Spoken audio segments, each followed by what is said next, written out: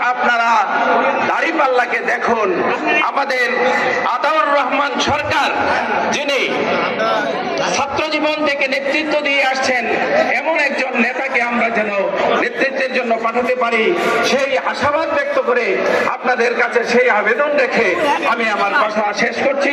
আসসালামু আলাইকুম ওয়া রাহমাতুল্লাহ।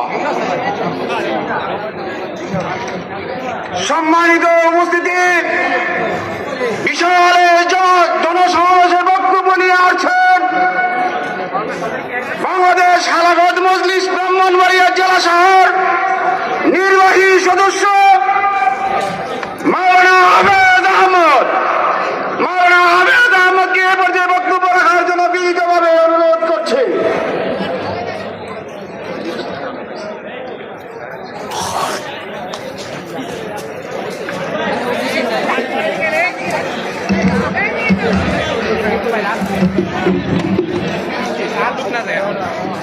আসসালামু আলাইকুম ওয়া রাহমাতুল্লাহি ওয়া বারাকাতুহু। আলহামদুলিল্লাহি রাব্বিল আলামিন ওয়াস সালাতু ওয়াস সালামু আলা সাইয়্যিদিল মুরসালিন ওয়া আলা আলিহি ওয়া সাহবিহি আজমাইন।